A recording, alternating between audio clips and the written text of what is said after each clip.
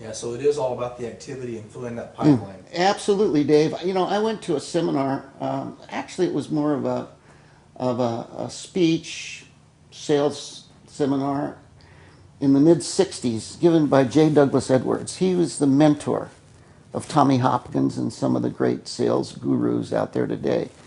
And I got to say that in one evening, the Masonic Auditorium in San Francisco, he changed my career. He lifted me up 2 or 3 levels in my sales career.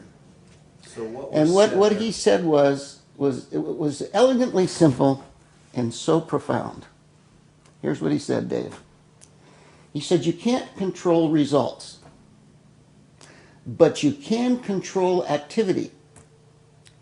And if the activity is right, the results are automatic. And it went boom in my head. It just exploded. Yeah. And I said, that's it. Figure out what activity it's going to take to be successful and execute. Yeah. And then the results will be there. So how do you go about creating that activity?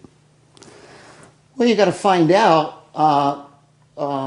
First of all, you got to set some goals. That's another thing. Goal setting is a hard thing for people. I know, and I want to talk about that.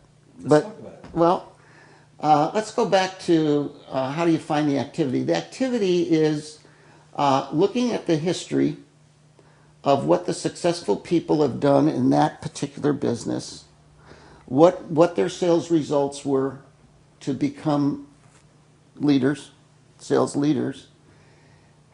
How many deals did they need to close a week or a month? How many appointments did they need to, how many presentations did they need to give to, what was their closing ratio, so that they could be ensured that they were going to hit the whatever goal they had. So it's kind of, it even goes back to what you said earlier about being organized. Yeah, you got to be organized, and then you have to implement the activity. You have to do it. For example, how many phone calls do I need to set how many appointments I need to give how many presentations I need to close how many deals I need to be successful?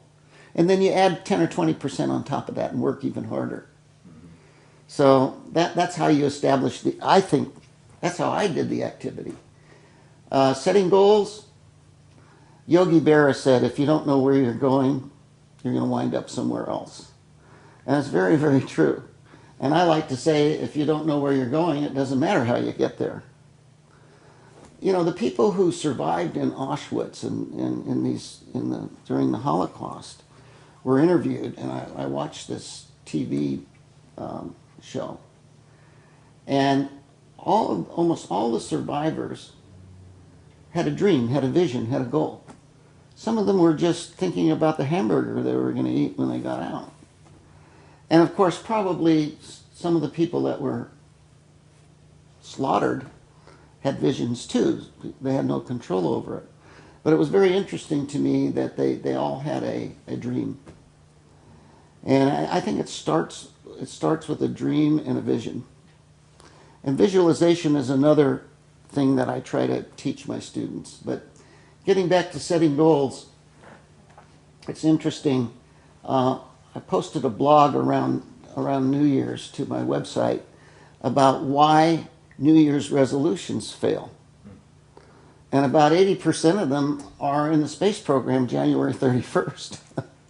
They don't work. And it's because it's more of a wish than a goal. I'd like to stop smoking. And the goal isn't definitive. It doesn't have a timeline. It's not measurable and all that. And if you're serious about setting goals, they have to have those components. They have to be measurable. They have to be definitive, and they need to be shared with someone you respect.